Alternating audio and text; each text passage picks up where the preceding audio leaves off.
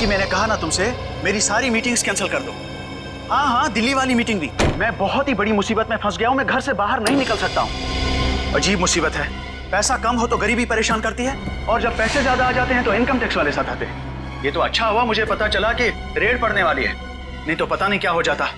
हाँ हाँ, कैसे भी करके सारा पैसा मुझे घर से बाहर लेके जाना है, और उसके बाद मैं शहर से कहीं दूर छुट्टियां मनाने चला जाऊंगा। ठीक है, मैं बाद में तुमसे बात करता हूं।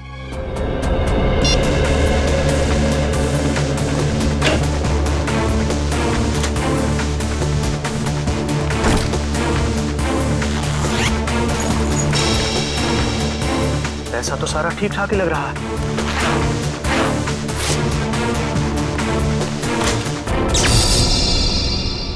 अरे, ये लाइट कैसे चली गई? ऐसे तो कभी जाती नहीं है लाइट।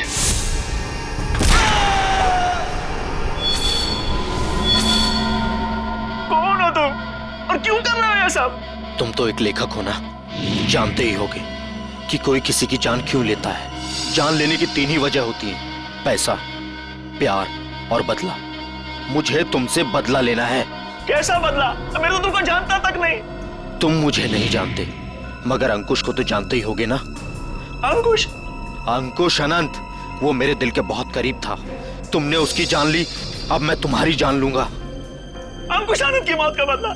अरे तुम्हारा दिमाग खराब हो गया है क्या? अरे मुझे निकालो यहाँ से। अरे बचाओ, कोई है? अरे कोई बचाओ। कोई नहीं बचाएगा अब तुम्हें। जिस तरह तुमने अंकुश अनंत को तड़पा तड़पा के मारा था, ठीक उसी तरह मैं तुम्हें तड़पा तड़पा के मारूंगा।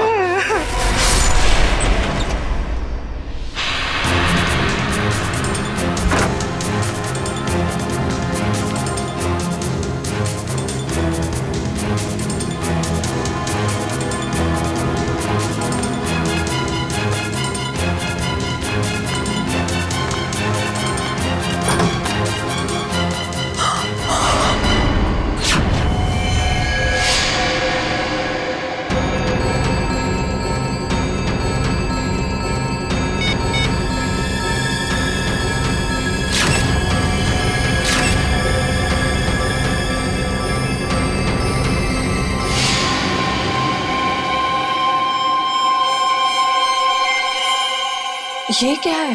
चाकू?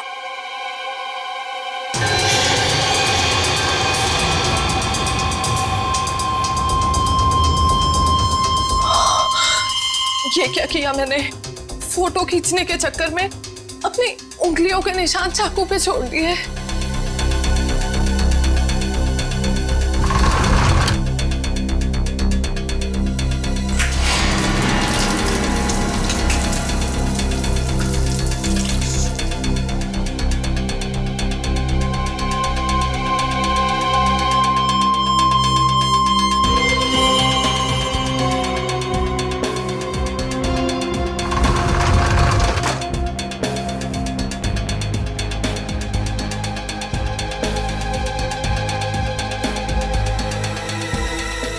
अभी बाहर के पब्लिक फोन से सीआईडी को फोन कर देती हूँ।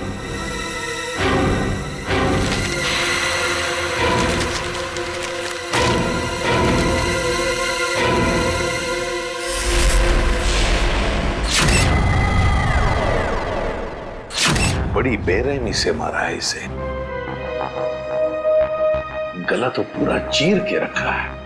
देखने से लगता है कि उन्हीं के दिल में इसके लिए बहुत नफरत थी। हाँ, बदला लेने के लिए किया गया खून है ये। और ये देखो, एक पैसे को हाथ नहीं लगाया, एक पैसे को भी।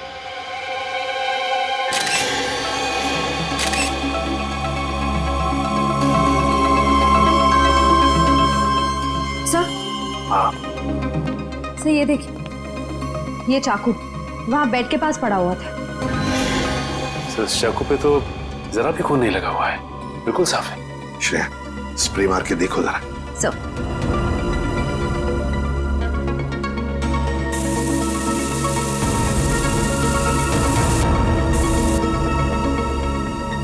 सर ये देखिए, इसका मतलब खून इस चाकू से ही किया गया है।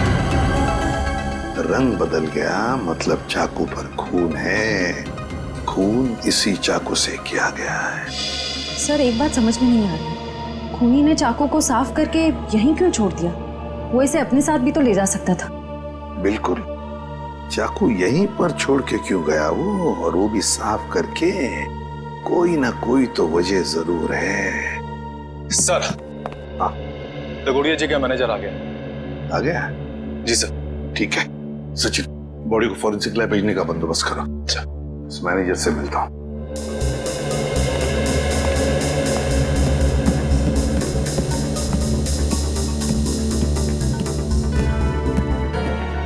सर ये सब कैसे हो गया सर?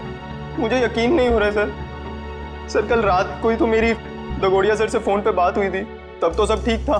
दगोड़िया जी का किसी के साथ कोई झगड़ा वगड़ा था? कोई दुश्मनी थी? नहीं सर, जहां तक मुझे याद है ऐसा कभी उन्होंने कोई जिक्र नहीं किया। एक लड़की ने हमें फोन किया था, वो कहाँ है? सर लड़की ने? हाँ। नहीं सर, दगोड़िया सर के परिवार में इनके अलावा और कोई नहीं है। दगोड़िया सर अकेले ही थे। तो सर फिर जिस लड़की ने हमें फोन किया था वो कौन थी? सर कहीं वही लड़की खूनी तो नहीं थी? नहीं श्रेया, लड़की खूनी नहीं हो सकती। लाश को उठा के ऊपर लटकाना कोई आसान काम नहीं है, ये कोई लड़की नहीं कर सकती। सर एक और बात समझ में नहीं आ रही, लड़की हमें इन्फॉर्म करने के बाद कि खून हुआ है यहाँ पे, खुद कैसे गायब हो गई? डर गई होगी और शायद इसीलिए उसने लैंडलाइन से, मेरा मतलब है पीसीओ से हमें फोन किया होगा। ऊपर जो पैसों से भरी बैग है, क्या जानते हैं आप उस पैसे वाले बैग के बारे में? दरअसल दगोड़िया सर कल काफी परेशान थे। एक्चुअली उन्हें पता चला था कि उनके घर में इनकम टैक्स की रेड पड़ने वाली है और इसीलिए उन्होंने अपनी सारी मीटिंग्स भी कैंसिल करवा दी थी। अच्छा, तो शायद इसीलिए पैसे ठिकाने लगाने के प्लानिंग में लगे होंगे दगोड़िया जी। और बस उसी वक्त खूनी आ गया और दगोड़िया जी का काम तमाम कर दिया।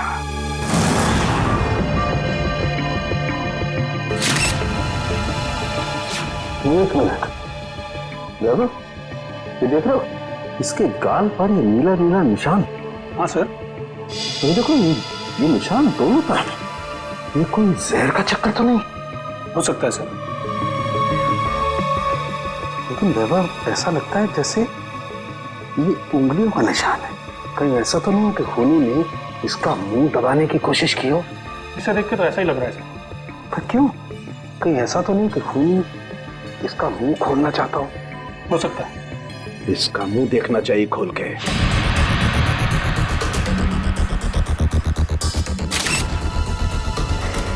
जरा फोर्स देना।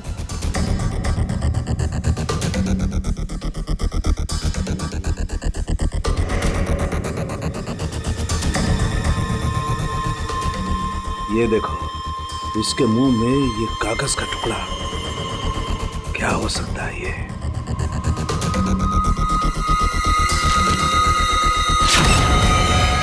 अंकुश आनंद, ये किसका नाम हो सकता है?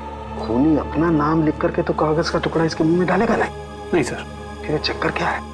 अरे देखो, कागज के दोनों तरफ खून भी लगा हुआ है। साळुंखे, ये कागज तुझे दगोड़िया के मुंह में से मिला? हाँ बॉस, मुझे भी बड़ा ताजुब हुआ। कोई खूनी किसी के मुंह में कागज रख के क्यों जाएगा? सर ये भी तो हो सकता है कि ये कागज खूनी ने उनके मुंह में ना रखा, बल्कि उन्होंने खुद मरने से पहले ये कागज खूनी से बचाने के लिए अपने मुंह में खुद ही डाल दिया। हाँ सर, हो सकता है उनकी मौत इस कागज की वजह से ही हुई हो सकता है वो ना चाहते हो कि ये कागज खूनी के हाथ लग जाए, इसीलिए उन्होंने इस कागज को अपने मुंह में छुपा लिया। नहीं श्रेया, मुझे नहीं लगता कि ये कागज उन्होंने खुद अपने मुंह में छुपाया, बल्कि जिस तरीके के नीले निशान उनके गालों पर पड़े हुए थे, मुझे तो ये लगता है कि खूनी ने जबरदस्ती उनका मुंह खोला और बाद में ये कागज उनके मुंह में ठूस दी। साळुंखे, खून से सने कागज पर लिखा है अंकुश आनंद। ये जो खून है, क्या दगोड़िया के मुंह के अंदर कोई चोट के निशान या फिर कोई खून था? नहीं बस, लाश के मुंह में किसी किस्म का कोई जख्म या कोई चोट का निशान नहीं था। मुझे लगता है कि खूनी ने पहले दगोड़िया साहब को मारा और उसके बाद ये कागज उनके मुंह में रख दिया। ये जो खून लगा है कागज पे, ये खूनी का है? नहीं सचिन, ये खून दगोड़िया साहब का है। मैंने चेक कर लिया बॉस। सर, इंटरनेट पे ये नाम सर्च किया मैंने, अंकुश आनंद। इस नाम के 2 लोग हैं सर, एक है चेन्नई में और दूसरा नासिक में। पता लगाओ इन दोनों के बारे में। इन दोनों में से एक का संबंध तो जरूर होगा, इस दगोड़िया के साथ जरूर होगा। हेलो, हाँ, कहाँ पे? ठीक है, हम लोग पहुंचते हैं। सर, एक और खून हो गया है, लेखक मुकेश कुमार का। लेखक मुकेश कुमार? मतलब एक और लेखक का खून? तो फिर जरूर इस मुकेश कुमार और दगोड़िया के खून में कोई ना कोई संबंध है, कोई ना कोई संबंध जरूर है।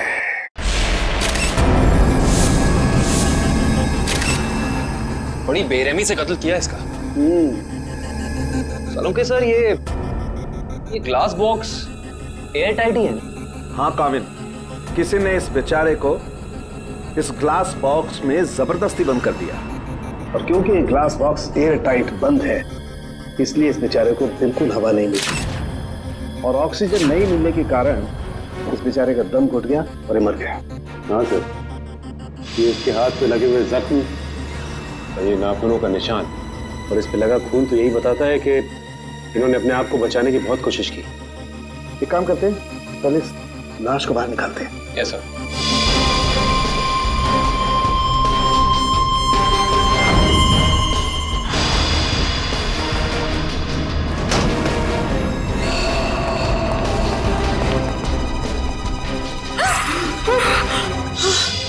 सर, पड़ोसियों को लेकर आया हूँ।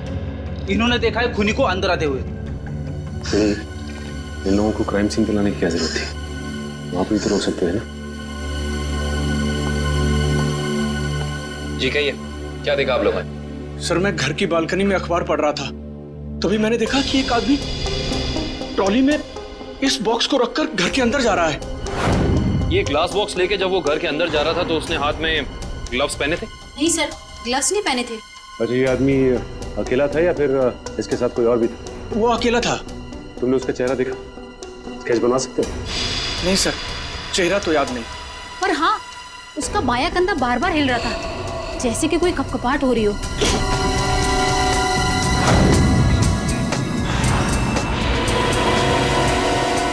कैविन, यस सर।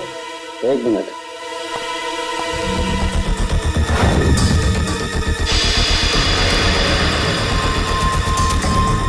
ये देखो कैविन, इस लाश के मुंह में ही एक कागज का टुकड़ा। कहीं इस कागज के टुकड़े पे भी अंकुश आनंद का नाम तो नहीं लिखा? देखना पड़ेगा।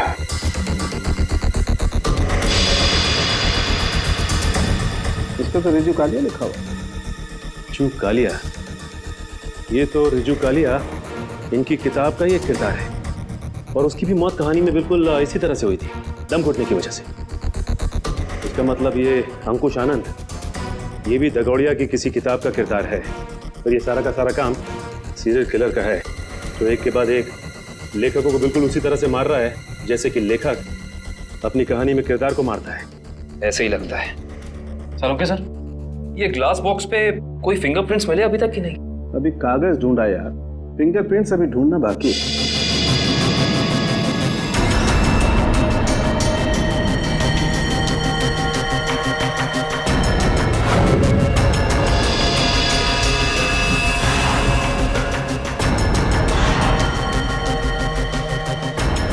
मैग्नीफाइंग ग्लास देना जरा।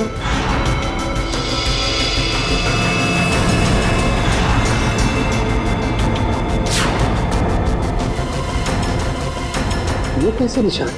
कैसे निशान मतलब? डैडी, मैंने अपनी पूरी जिंदगी में उंगलियों के निशानों पर अंग्रेजी के अक्षर छपे हुए नहीं देखे। उंगलियों के निशानों पे अंग्रेजी के अक्षर? हाँ काविन, दिखाता हूँ। पूरा ग्लास दे। ये लीजिए।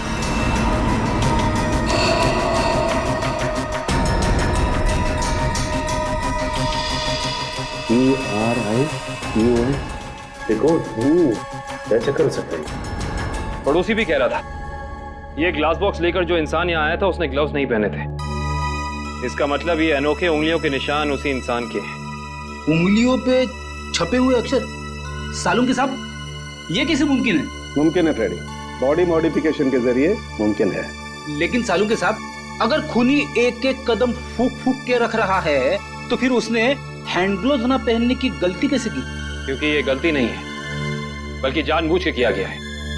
ये सीरियल किलर अपने हर खून पे अपना सिग्नेचर छोड़ रहा है, इन अनोखे उंगलियों के निशान के जरिए।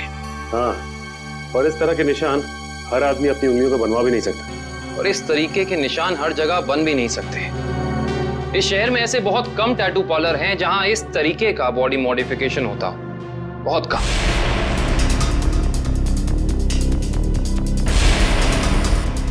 यस, ये बॉडी मॉडिफिकेशन आपने किया है? No sir. क्या आपने बनाया?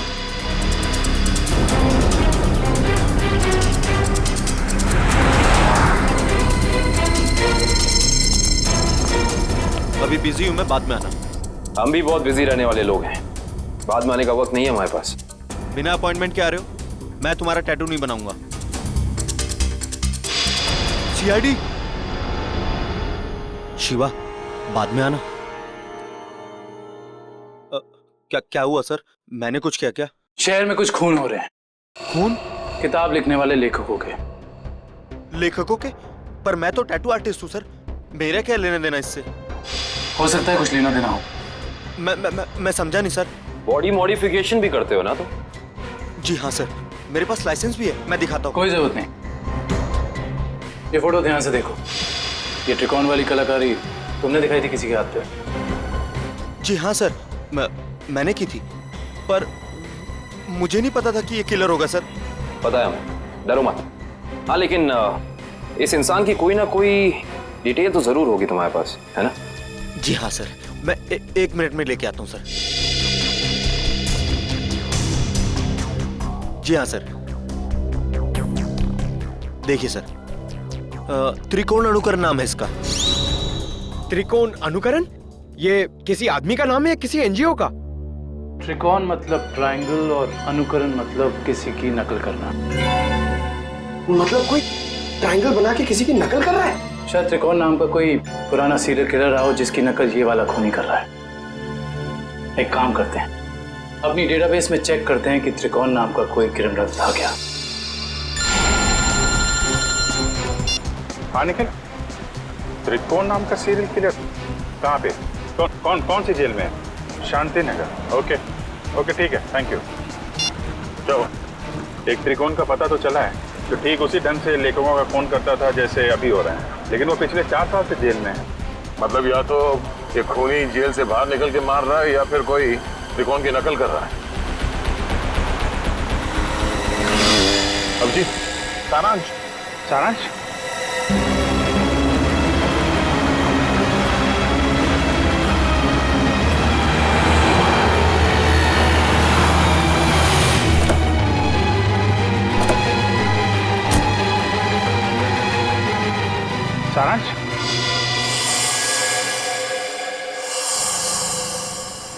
नहीं अंकल, मैं तो अभिषेक हूँ।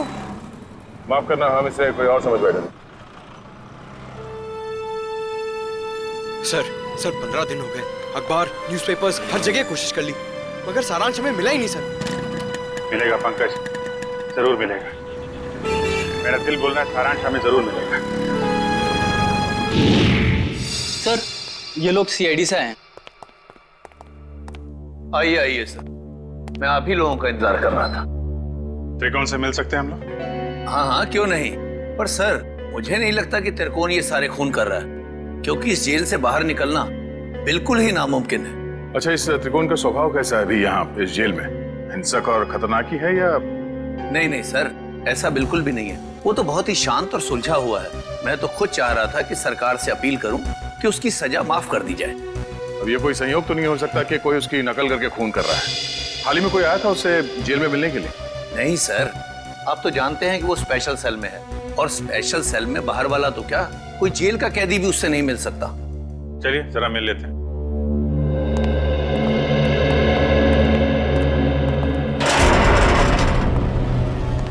त्रिकोण, देखो तुम्हारे लिए आज कितने खुशी का दिन है। इतने सालों के बाद तुमसे सीआईडी वाले मिलने आए। क्या बात है जेलर साहब, आज आपका कानून मुझ पे इतना मेहरबान क्यों है? मेहरबान नहीं हुआ, बस ये समझ लो कि तुमसे ये पूछने आए कि जेल में बैठे बैठे तुमने दोबारा खून करना कैसे शुरू कर दिया। कमाल है आप लोगों का भी। इतने सालों से मुझे इस जेल में कैद करके रखा है, लेकिन शक करने की आदत आप लोगों की गई नहीं। तो फिर कौन है वो जो बाहर लेखकों के खून कर रहा है ठीक तुम्हारी तरीके से, और तुम्हारी तरीके से कंधे उचकाता है? कौन हो सकता है जो मेरी तरह खून कर रहा है? शायद तुम्हारा कोई परिवार वाला, कोई दोस्त या कोई रिश्तेदार। कोई नहीं है मेरा। बचपन अनाथालय में बीता है और जवानी जुर्म की सड़कों पर। तो तुम ये कहना चाहते हो कि तुम्हारे खून करने के तरीके के बारे में किसी और को मालूम नहीं है? किसी को नहीं। तुम्हें किसी पे शक है? देखो, जो कुछ मालूम है बता दो, शायद हम किसी की जिंदगी बचाने में कामयाब हो जाए। क्या आपकी मदद करने से मेरी सजा कम हो सकती है? वादा नहीं कर सकते, लेकिन अगर तुम्हारी मदद से हम उस नकलची खूनी को पकड़ लेंगे तो दरख्वास्त जरूर करेंगे सरकार से तुम्हारी सजा कम हो जाए। ठीक है, मुझे उम्मीद है कि आप अपने शब्द भविष्य में आगे जरूर याद रखेंगे। मुझे लगता है कि वो मेरी लेखन पढ़ के ठीक उसी तरह खून कर रहा है। तुम्हारा लेखन? हाँ, पढ़ते पढ़ते कभी याद ही नहीं रहा कि मुझे भी लेखन का शौक हो गया है और मैं लिखने लगा। हर रोज रात को सोने से पहले मैं अपने विचार उस डायरी में व्यक्त करने लगा। मतलब मारने का प्लान, मारने का तरीका, उसका नाम, सब कुछ तुम उस डायरी में लिखते थे? जी हाँ, मुझे लगता है कि वो डायरी उसके हाथ लग गई और वो मेरे विचारों से प्रभावित होकर ठीक उसी तरह जुर्म के रास्ते पर आगे बढ़ चुका है। कहाँ रखी कहाँ थी तुमने वो डायरी? अनाथालय में छोड़ आया हूँ अपने अतीत के वो पन्नों को।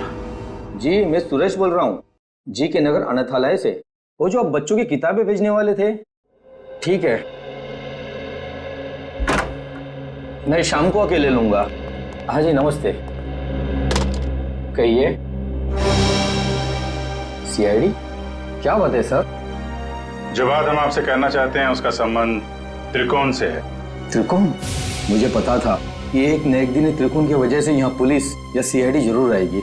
क्या आप पहले से ही जानते थे कि त्रिकोण गुनाह के रास्ते पर चलने वाला था? नहीं, उसे तो यहाँ से निकले हुए जमाना हो गया। जब वो यहाँ आया था तब सिर्फ 12 साल का था। तो क्या वो बचपन से ही हिंसक स्वभाव का था? नहीं सर, हिंसक स्वभाव का तो नहीं था वो, लेकिन वो घंटों घंटों एकांत में बैठना पसंद करता था। किसी से ज्यादा बात भी नहीं करता था। मतलब वो अकेले बैठ के सिर्फ किताबें पढ़ता था? आपको कैसे पता सर? क्योंकि हम मिल चुके हैं उससे। फिलहाल वो जेल में है। ज्यादातर अपराधों की ही किताबें पढ़ा करता था वो। किताबों के पन्नों में डूबकर एक अलग ही दुनिया में चला जाता था। किताबों के किरदारों से बातें करने लगता था कि तुमने खाना खाया या नहीं। कभी कभी तो मैं डर जाता था कि उसका ये जुनून एक मानसिक बीमारी ना बन जाए। आपका डर बिल्कुल ठीक निकला। उसके इसी मानसिक बीमारी ने उसे मजबूर किया उन लेखकों को मारने पे जिनके उपन्यास वो पढ़ता था और जिनके लेखन से वो काफी प्रभावित था। और उन लेखकों को बिल्कुल वैसे मार रहा है जैसे उन्होंने उपन्यास में किरदारों की मौत लिखी है। मुझे इस बात से जरा भी हैरानी नहीं हो रही है, क्योंकि अगर उसका कोई पसंदीदा किरदार उपन्यास में मर जाता तो चीख चीख कर रोता, लेकिन अब तो जेल में है ना, तो आप लोग यहाँ क्यों? देखिए, लेखकों के फिर से खून हो रहे हैं, बिल्कुल उसी तरह से जैसे त्रिकोण करता था। मतलब त्रिकोण जेल से भागकर फिर से खून कर रहा है? नहीं, त्रिकोण तो अभी भी जेल में है। कोई और है जो त्रिकोण की तरह नकल करके लेखकों का खून कर रहा है। किसी पे शक है आपको? नहीं सर, मुझे किसी पे शक नहीं है। चलो ठीक है, मगर त्रिकोण यहाँ पर जिस कमरे में रहता था, क्या वो कमरा हम देख सकते हैं? सर, वो तो बहुत पुरानी जगह है, अब वहाँ कोई नहीं रहता है। फिर भी ठीक है सर, आइए।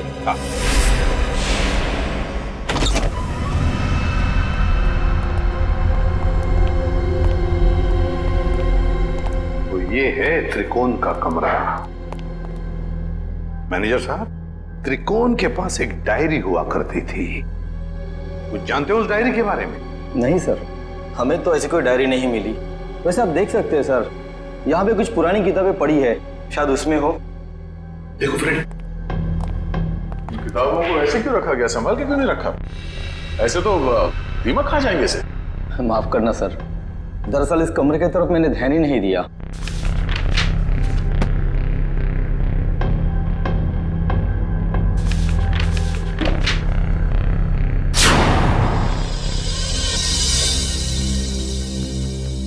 सर, डायरी तो दिख नहीं रही।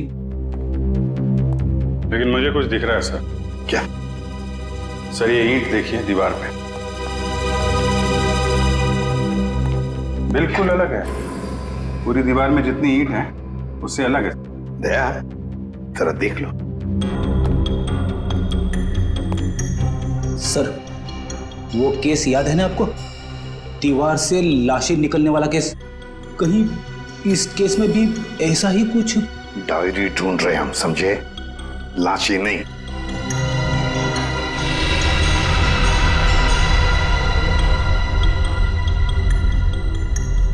नहीं फ्रेडी, या लाश तो दूर, एक किताब भी नहीं रख सकते हैं। सर, फाइल कार्ड है।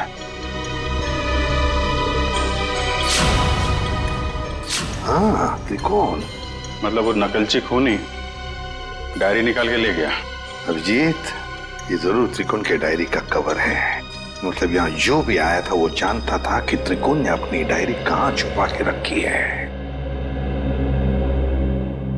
ये यहाँ त्रिकोण के बाद में कोई रहता था? हाँ सर, एक लड़का रहा करता था, सुंदर नाम था उसका। ये सुंदर बाद में भी कभी आया था यहाँ इस कमरे में? हाँ सर, आया था। महीने भर पहले वो मुझसे मिलने आया था और कुछ दिन यहाँ रहा भी हो, अपनी पुरानी यादें ताजा करने के लिए। अच्छा, सुंदर। सुंदर का पता तो होगा ना आपके पास?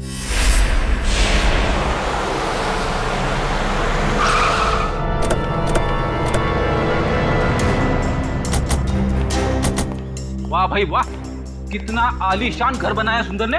अंदर चल के देखते हैं और क्या क्या आलीशान राज छिपा रखे हैं सुंदर ने। दरवाजा तो खुला हुआ है, कहीं भाग तो नहीं गया सुंदर? लगता है कुछ गड़बड़ है। सुंदर! ओह माय गॉड, वो देखो।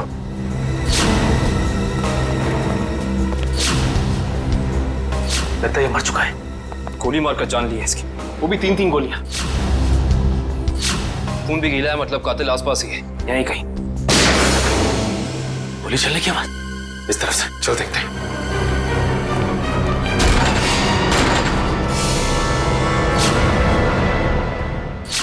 देखो से। सुंदर जी, हाथ ऊपर।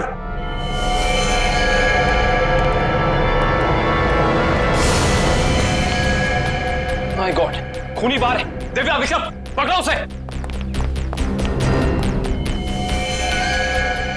लगता है ये हमें कुछ बताना चाहते हैं। हाँ कमित।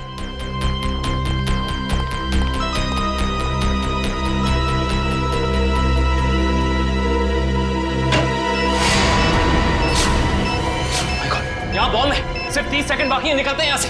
चलो जल्दी। चलिए जल्दी। मैं मेरी मीना को ऐसा छोड़ के नहीं जा सकता। मीना, मीना, अरे रुक जा, मर जाएगा।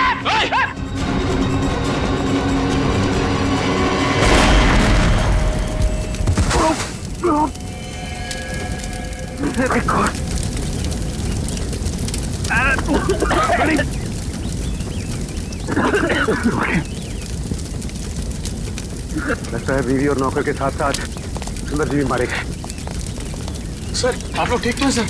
हाँ, हम सब ठीक है। उस खूनी का क्या हुआ? सर, वो निकल गया। निकल गया? वाह, मतलब तुम लोग समझ पाने से पहले ही ब्लास्ट हो गया। वो आदमी तुम्हारे हाथ से निकला और ब्लास्ट में मर गया। वाह। हाँ सर, वो सुंदर की पत्नी और नौकर को तो पहले ही मार चुका था। बस वो यही चाहता था कि सुंदर भी मर जाए और हम ये केस बंद करते हैं। सचिन, तुम्हारे कहने का मतलब है कि सुंदर असली सीरियल किलर नहीं है? नहीं सर, उस किलर को हमने भागते हुए देखा सर। हम लोग उसे पकड़ नहीं पाए। सर एक बात और, जब वो भाग रहा था तो अपने कंधे को बार बार झटक रहा था सर। असली किलर भागते हुए कंधे झटक रहा था। सुंदर असली किलर नहीं है तो फिर ये असली त्रिकोण का अनुकरण करने वाला, उसकी कॉपी करने वाला त्रिकोण अनुकरण, ये जो भी कोई है जो हमें फंसाने की, गुमराह करने की कोशिश कर रहा है, इससे तो अब हम उसी की खुद के ही जाल में फंसा देंगे। हेलो, एक और खून? लेखक कुशल। ठीक है माता। लेखक कुशल का खून? ये त्रिकोण अनुकरण तो खून पे खून किए जा रहा है। लेकिन सर, ये त्रिकोण अनुकरण एक के बाद एक लेखकों को ही क्यों मार रहा है? वही तो फ्रेडी, वही तो 3-3 लेखकों को मार चुका है ये त्रिकोण अनुकरण। जरूर इसके पीछे कोई ना कोई राज है, कोई ना कोई राज है जो असली त्रिकोण हमसे छुपा रहा है। सुंदर बॉम्ब ब्लास्ट में मारा गया? हाँ, और उसके बाद एक और लेखक कुशल का भी खून हो गया। अभी तो आप कह रहे थे कि सुंदर ही वो नकलची खूनी है। अगर सुंदर मारा गया तो फिर कुशल को किसने मारा? बंद करो ये ड्रामा, समझे? सुंदर के घर के बाहर जो मुजरिम भाग रहा था वो भी अपने कंधे को वैसे ही झटक रहा है जैसे तू झटक रहा है भाई। अब ये बताओ कि तुम इस जेल से बाहर जाते कैसे हो? हाँ, राज क्या है इसके पीछे? साहब कैसी बातें करते हैं आप? हैं आम जेल से कैदी का भागना इतना मुश्किल है, तो फिर आपको लगता है कि मैं इस खास जेल से इतनी पहरेदारी होने के बावजूद भाग सकता हूँ? तुम्हारे अनाथालय वाले कमरे में सुंदर के अलावा कोई और नहीं रहा था, तो वो डायरी किसी और ने कैसे पढ़ी? किसी ने वो डायरी पढ़ी या नहीं पढ़ी ये मुझे नहीं मालूम है, लेकिन मेरी डायरी में अगला नाम उस कुशल का था जिसे मैं मारना चाहता था। मतलब उस लिस्ट में किस किस के नाम है तुम्हें अभी भी याद है? जी मेरे पास लिस्ट है, आप चाहें तो मैं उसकी एक कॉपी दे सकता हूँ।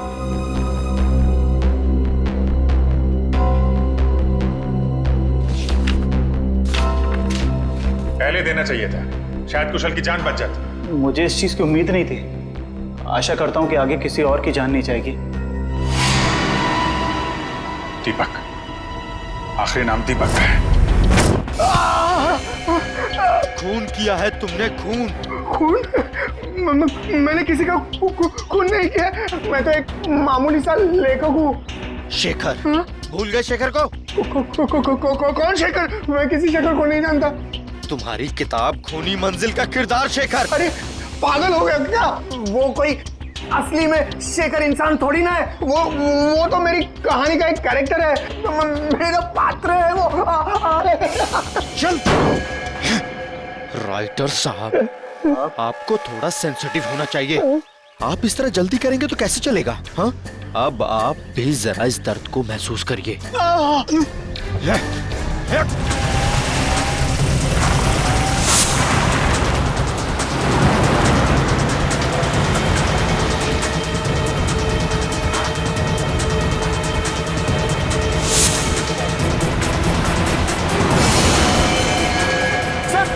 सर दीपक का उस गाड़ी में।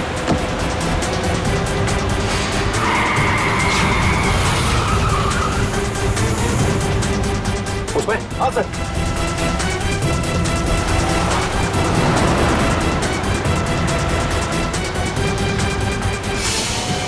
आज ये नकलची लंगूर हमारे हाथ से बचेंगे नहीं।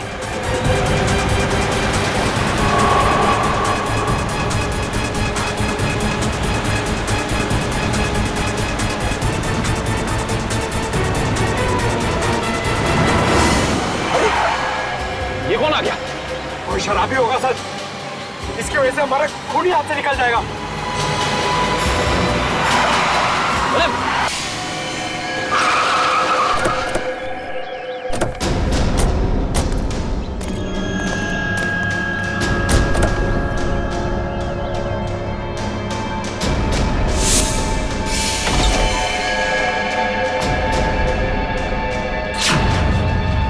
इनका तो बहुत खून भरा है।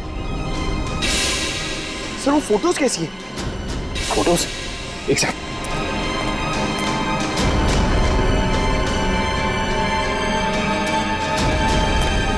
ये देखो, ये तस्वीरें केसी डगोडिया के क्राइम सीन की तस्वीरें इनके पास। ये फोटोज इसके पास कैसे आई सर? ये कोई जर्नलिस्ट या रिपोर्टर तो नहीं? जर्नलिस्ट को तो वहां अंदर आना अलाउ नहीं किया था। सर इसका मतलब ये हमारे पहुंचने से पहले वहां पहुंच गई थी। हो सकता है पंकज, कहीं ये वही लड़की तो नहीं जिसने हमें फोन करके बुलाया था? इसका होश में आना बहुत जरूरी है। दिव्या, पानी की छींटे डालो।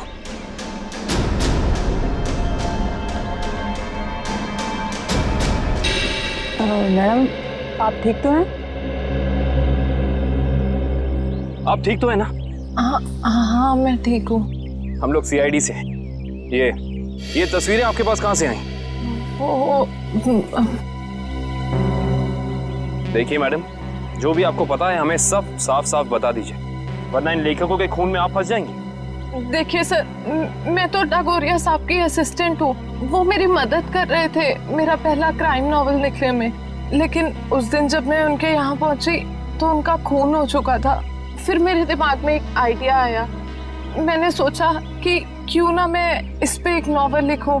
बस इसीलिए मैं आप लोगों का पीछा कर रही थी, ये जानने के लिए कि आप लोग कातिल को कैसे पकड़ेंगे। आप हमारा पीछा कर रही थी? इसका मतलब आप जानती थी कि हम कौन हैं? हाँ। अपनी नॉवल में ये भी लिख देना कि तुम्हारी वजह से खूनी हमारे हाथ से निकल गया। देखिए सर, मुझे माफ कर दीजिएगा, मैंने ये सब जानबूझ के नहीं किया। वो मेरी गाड़ी का ब्रेक अचानक फेल हो गया था, इसीलिए। सुनिए, अगर आपकी इस गलती की वजह से दीपक को अपनी जान गंवानी पड़ी ना, तो ये कानून आपको कभी माफ नहीं करेगा।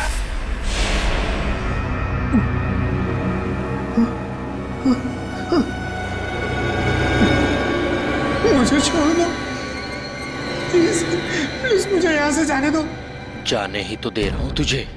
बहुत जल्द तू भी शेखर के पास पहुंच जाएगा।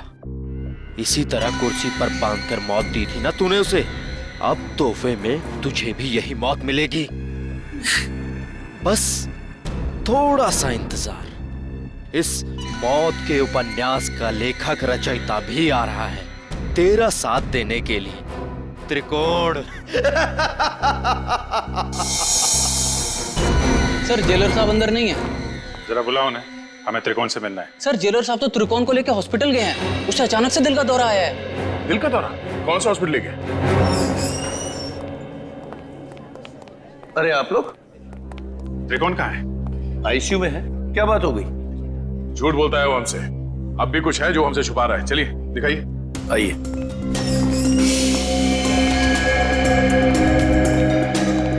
कहाँ है ये त्रिकोण? कहाँ है?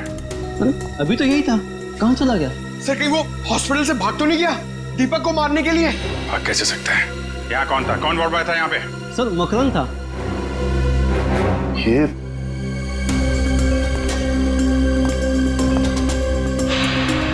जीत तो बेहोशी की दवाई है। अब जीत ये देखो, मकरन का पैर नीचे गिरा पड़ा है। ये बेहोशी की दवाई कहीं मकरन को कुछ हो तो नहीं गया? नहीं सर, अभी कुछ देर पहले ही देखा मैंने उसे। किसी मरीज को हॉस्पिटल के बाहर लेके जा रहा था वो। ये मकरन अभी वापस आएगा? नहीं सर, उसकी ड्यूटी खत्म हो गई। इसमें कहाँ मिलेगा वो? सर दारू के ठेके पे। अच्छा, तो ये है मकरन जी। हाँ सर, ये बार में बैठ के अपने दोस्तों के साथ शराब पी रहा था और अपने जुर्म के किस्से चटकारे लेकर सुना रहा था सर। तो हमने सोचा क्यों ना इसे ब्यूरो में ले चले, इसकी अच्छी तरह से खातिरदारी करें। वाह वाह वाह सचिन, ये तुमने बहुत अच्छा काम कर दिया। क्यों मकरन जी, अब हमें भी सुनाओगे ना अपने कारनामों की कहानियां? क्यों, बताओ। साहब मुझे 1 लाख रुपए दिए गए थे उस मरीज को अपने वार्ड से बाहर लाकर गाड़ी में बिठाने के लिए। क्या? हाँ साहब। 1 लाख रुपए के लिए अपने आप को बेच दिया तुमने? किसने दिए थे पैसे तुम्हें? साहब ये मत पूछे, अगर उसे पता चला कि मैंने उसका नाम बता दिया तो वो मुझे। अच्छा, तो तुम्हें क्या लगा हम तुम्हें ऐसे ही छोड़ेंगे? और खातिरदारी करेंगे हम तुम्हारी, ऐसी खातिरदारी कि जिंदगी भर याद रखोगे। क्यों सचिन? बिल्कुल सर। अरे नहीं साहब, इसकी क्या जरूरत है, मैं बताता हूँ ना साहब, बताता। ढूंढो इस घर को अच्छी तरह से ढूंढो। देखो कहीं छुप कर बैठा है क्या? कोई ना कोई सुराग तो जरूर मिलेगा।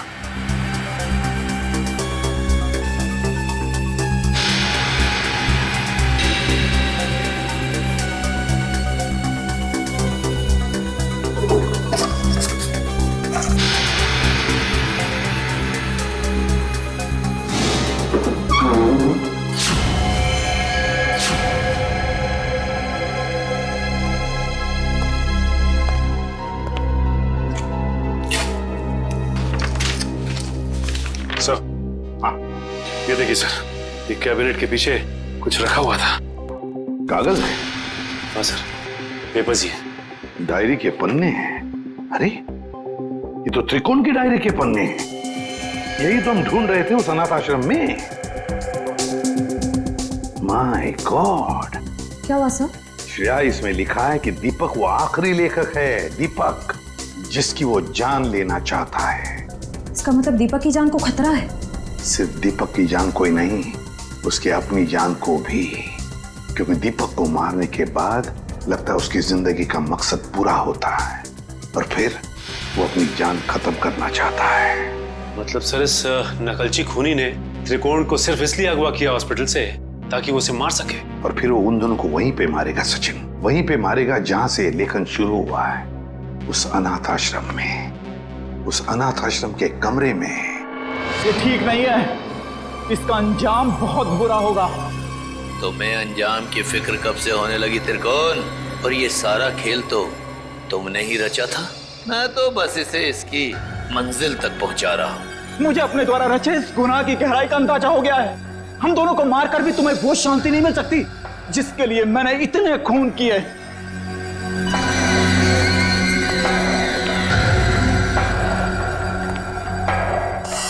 हाँ, क्यों नहीं, पर मुझे नहीं लगता कि ये सारे खून त्रिकोण ही कर रहा है। बहुत देर हो चुकी है त्रिकोण। तेरे प्रवचन अब ना तो तेरी जान बचा सकते हैं और ना ही दीपक की। नहीं चला, तुम ऐसा नहीं कर सकते। अब तुझे मैं बिल्कुल वैसे ही मारूंगा जैसे त्रिकोण ने अपने उपन्यास में लिखा था। नहीं चला, तुम मुझे मत मारो, मुझे जाने दो। बस होगा तुम्हारा खेल। अब अगर कोई हरकत की ना तुमने तो तेरा वो हाल करेंगे तो सोच भी नहीं सकता। सीआईडी, तो आखिर मेरा भेद खुल ही गया। तो अब तुम लोग मुझे फांसी पर चढ़ाए बिना तो छोड़ोगे नहीं। तो क्यों ना मैं फांसी पर चढ़ने से पहले इन दोनों को मार के अपना मकसद पूरा कर लूं।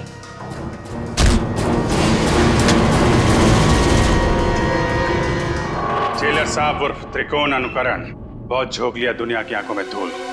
आगे की कहानी हम तुमसे ही सुनेंगे। बताओ जल्दी, क्यों मारा तुमने? मैं जानता था मेरे लेखन में वही आकर्षण है, वही शक्ति है जो उन लेखकों के लेखन में थी जिनका मैंने खून किया। और इसीलिए त्रिकोण ने मुझे इसके अनाथालय भेजा ताकि इसकी डायरी के बहाने मैं इसका लेखन पढ़ सकूं और इसका फैन हो जाऊं, और ऐसा फैन हो जाऊं कि ये मुझसे जो चाहे वो करवा सके। जेलर साहब को फैन बनाने का मेरा सिर्फ और सिर्फ एक ही इरादा था, ताकि मैं अपनी सजा कम करा सकूं। इसलिए मैंने अपने हिसाब से इन्हें खून करने पर मजबूर किया ताकि मैं आप लोगों की मदद से सुंदर को पकड़वा सकूं और अपनी सजा कम करा सकूं। और सुंदर को बलि का बकरा बनाने के बाद मुझे इस बात का अंदेशा हुआ कि त्रिकोण का सपना कभी पूरा नहीं होगा। इसके लिए कुशल, दीपक और त्रिकोण की जान लेना भी जरूरी है। तो मैंने त्रिकोण के खाने में एक दवा मिला दी जिससे इसको दिल का दौरा पड़े, और फिर मैं इसे अस्पताल से अगवा करके इसको इसकी मंजिल तक पहुंचा सकूं। अगर सीआईडी को सुंदर की लाश मिल गई तो शायद वो सीरियल किलर को ढूंढना बंद कर दें, मगर फिर त्रिकोण के उस सपने का क्या होगा? उन सब लेखकों को मार के मोक्ष प्राप्त करने का सपना? नहीं, मैं पूरा करूंगा त्रिकोण का वो सपना। मैं त्रिकोण को गुमराह होने नहीं दे सकता। उन सब लेखकों को मैं मारूंगा और फिर उसके बाद त्रिकोण को भी मैं जिंदगी की जंजीरों से मुक्त कर दूंगा, जैसा कि वो चाहता है। सुंदर के मरने के बाद आप लोग कुशल की मौत की खबर लेकर आए तो मैं समझ गया ये जेलर किसी को नहीं छोड़ेगा, एक एक करके सबको मार देगा और अंत में मुझे मार देगा। तो और क्या करता? तुम्हारे लेखन में कशिश इतनी है। फिर मैं समझ गया अगर मुझे बचना है तो उसका सिर्फ एक ही रास्ता है, सीआईडी को तुम तक पहुंचाना, दीपक के घर। वाह रे वाह, कानून का रखवाला, वाह। और ऐसा घिनौना काम, एक मुजरिम का साथ दिया तुमने। मैं जानता था कि सीआईडी कभी ना कभी पूरा सच जान लेगी, मगर मैं क्या करता? इसके लेखन के आगे मैं बेबस हो गया था और इसके शब्दों के माया जाल में मैं एक खूनी बन गया, एक सीरियल किलर। बकवास, बकवास है सब। तुम दोनों ने मिलकर कितने सारे मासूम लोगों की जानें ली। तुम्हें तो जीने का कोई हक ही नहीं। कानून तो तुम दोनों को फांसी ही देगी, फांसी।